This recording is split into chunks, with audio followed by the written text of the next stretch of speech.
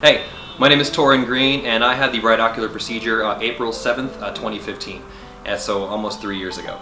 And since that time, I've had a lot of people actually write me on social media, ask me about the procedure, a lot of the safety, a lot of the questions they had regarding the procedures they needed to go through, how long you had to take like eye drops, things like that. So the purpose of this video basically is to answer all those questions and dispel any myths that people have been kind of like spreading online about like the inherent dangers in the procedure.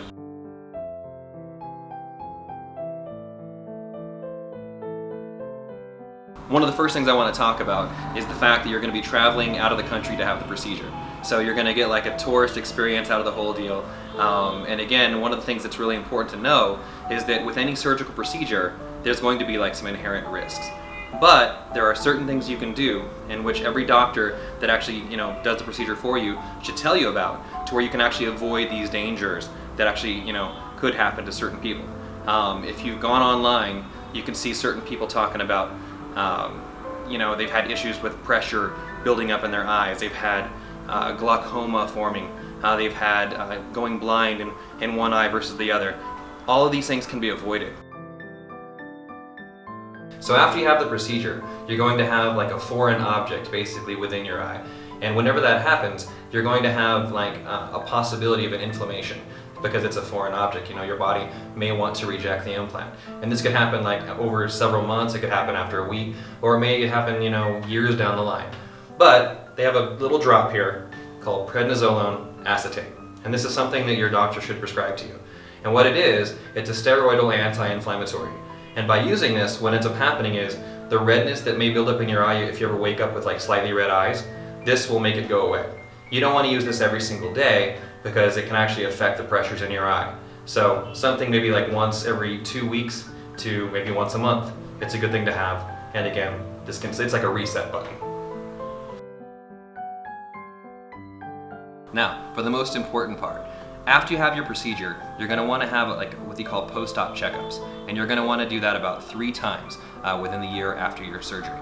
So during that post-op checkup, they're also going to be checking your vision and things like that, but the most important things, you need to have your endothelial cell count checked, and you want to have your intraocular pressures checked.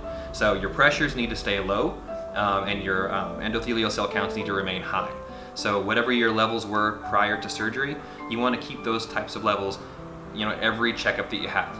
Now, if you notice that those endothelial cell counts start to drop, that's when there could be like an inherent problem building, or if your pressures in each eye start to rise. Now, this isn't going to happen overnight. Those pressures tend to graduate slowly and slowly and slowly. And if you don't go in for those checkups and the pressures raise too high, that's where the glaucoma and the problems can occur. So as long as you're getting your checkups, you're never going to have a problem.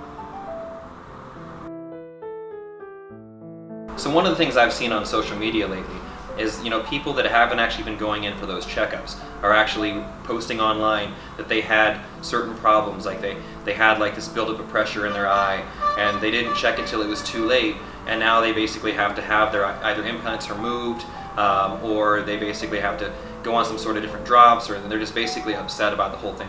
So the big thing to realize is if you're going to go through this procedure, obviously you're going to be spending a certain amount of money for the procedure.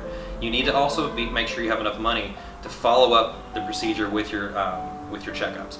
If you just have the procedure and don't have enough financially or time-wise to go in for those checkups, I would just avoid the whole procedure, because you need to make sure that you check your pressures and that everything remains safe over time. Because if you don't, you're just asking for trouble.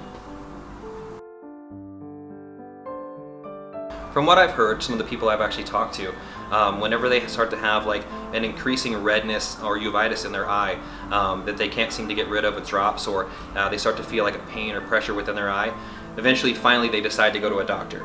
And then the doctor at that point is, they check their pressures and they realize that in that eye, the pressure is way higher than it should be. Now when the pressures are high, that's when you have the dangers of things like glaucoma start to form, and then again, you may even like lose some of the vision in that eye. Now once that kind of damage happens, it's irreversible. So you need to make sure that you have the vigilance to go in and have these checkups done to make sure that doesn't happen to you. And as long as you're getting those checkups, everything's always going to be great. So I know a lot of you guys have questions and concerns. It took me like 8 months of research before I decided to finally pull the trigger on my procedure. But again, everything has been fine over the 3 years that I've had it. And I'm actually in India right now. I'm going to be actually making a change, going from the G2 Ice Gray to a G3 Frost Gray. So they're going to be taking these out and putting in a whole new color. So I'm pretty excited about it. But again, if you have questions, feel free to write me anytime. I have social media. You can find me on Instagram, Facebook, you know, whatever. So it's been good talking with you guys. Again, talk to you later.